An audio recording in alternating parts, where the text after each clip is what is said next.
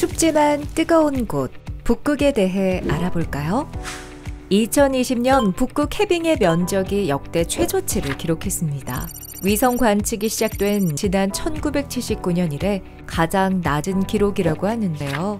북극의 기온이 지구 평균보다 2배 이상 빠르게 상승하고 이로 인한 여름철 북극 주변 해빙 면적의 감소가 더욱 악화되는 것이죠. 이렇듯 꽁꽁 얼었던 얼음이 녹으면서 생태계가 심각하게 위협받고 있는 한편에도 북극은 지금 새로운 기회의 땅으로 주목받고 있습니다. 기후위기와 자원 확보 경쟁 사이에서 지구상에서 가장 추우면서도 또한 뜨거운 곳, 지금 북극에는 어떤 변화들이 일어나고 있을까요?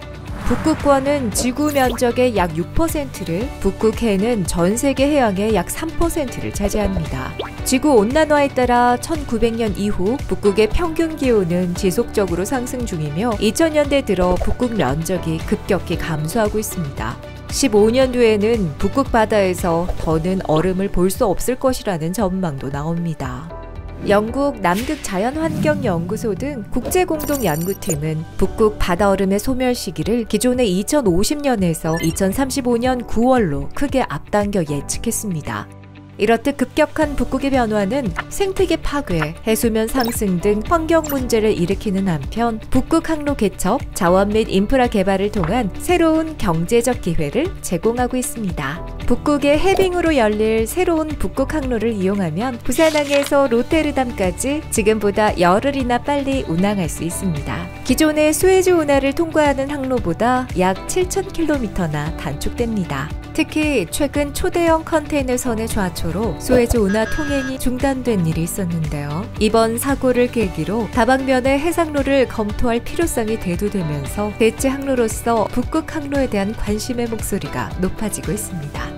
북극 항로의 개발에 따라 2030년까지 북극 인프라 투자 수요는 약 1조 달러에 이를 전망입니다. 북극권 8개국, 특히 러시아가 자원과 에너지 개발, 교통, 물류 분야 등 인프라 개발에 매진 중이며 중국과 일본도 북극 투자 대열에 합류했습니다. 중국과 일본은 러시아 북극 지역의 LNG 개발에 본격 참여하며 북극 항로를 통해 LNG를 수입하고 있습니다.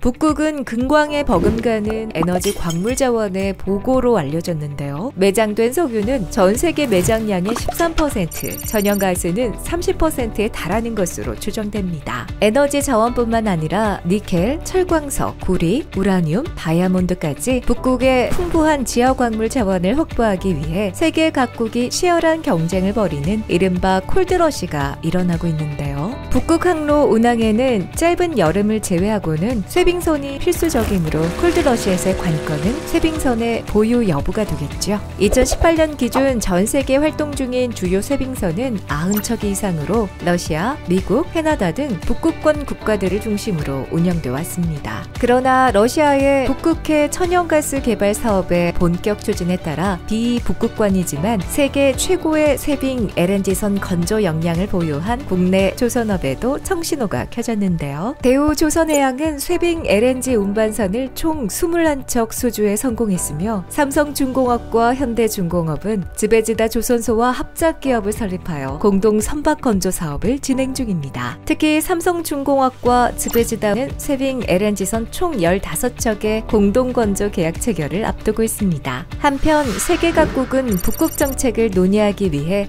지난 1996년 북극 이사회를 설립했습니다. 북극 이사회는 북극 8개 회원국, 6개 상시 참여 단체, 38개 옵서버로 구성돼 있으며 산하 6개 워킹그룹과 비상설 태스크포스를 통해 기후와 환경, 생물 다양성, 해양, 북극 원주민 등에 대해 다양한 연구활동 및 정책을 추진해오고 있습니다. 우리나라도 1999년 최초로 북극 탐사를 시작한 이래 2013년부터 북극이사회 정식 옵서버국 지위를 획득했으며 지난 2018년 2050 극지 비전을 발표했습니다. 그리고 2021년 올해 통합 극지 정책 추진을 위한 극지활동진흥법을 제정했습니다.